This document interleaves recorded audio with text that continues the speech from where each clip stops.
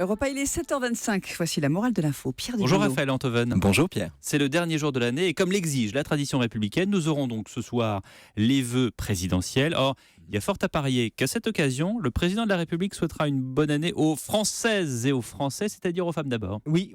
À moins qu'il ne s'adresse à ses chers compatriotes en un mot, il n'est pas douteux que François Hollande ne prolonge une tradition inaugurée par le général de Gaulle lui-même en choisissant de parler aux Françaises et aux Français et non pas aux Français tout court. Il est vrai que dire les Français au masculin pour parler des hommes et des femmes de France avait quelque chose d'injuste. C'est certain. Mais de façon générale, l'emploi du masculin pour désigner l'ensemble des hommes et des femmes, des femmes et des hommes, est un bastion syntaxique de la phallocratie.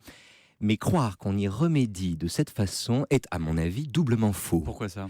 D'abord parce que le fait de dire les Françaises et les Français, au lieu de dire simplement les Français, suppose implicitement qu'en disant les Français, on ne s'adressait qu'aux hommes.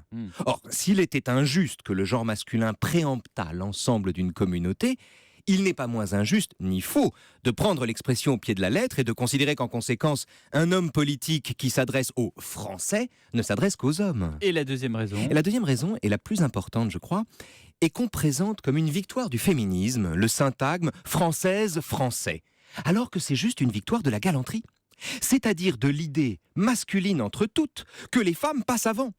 Pour le dire autrement, quand Bertrand Delanoë s'adressait aux Parisiennes et aux Parisiens, au lieu de s'adresser aux Parisiens tout court, quand Clémentine Autain prend soin de dire celles et ceux, au lieu de dire simplement ceux, quand un président de la République parle aux Françaises et aux Français, au lieu de dire simplement les Français, ce n'est pas pour l'égalité homme-femme qu'il ou elle lutte. Mais c'est pour le sentiment hyper masculin que les femmes sont une espèce en danger dont les privilèges et la protection restent l'affaire des hommes.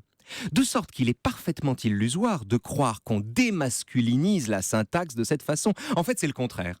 On a juste remplacé l'absurde prévalence du genre masculin par l'idée chère à Sacha Guitry et donc aux antipodes du féminisme selon laquelle, citation, « les femmes seraient bien supérieures aux hommes si elles ne voulaient tellement être leurs égales ». Et ça tombe bien puisque la morale c'est un nom féminin, la morale de l'info. Une question que j'aimerais poser à celles et ceux qui parlent ainsi. La galanterie est-elle donc, à vos yeux, une conquête du féminisme ? Merci Raphaël Antoven.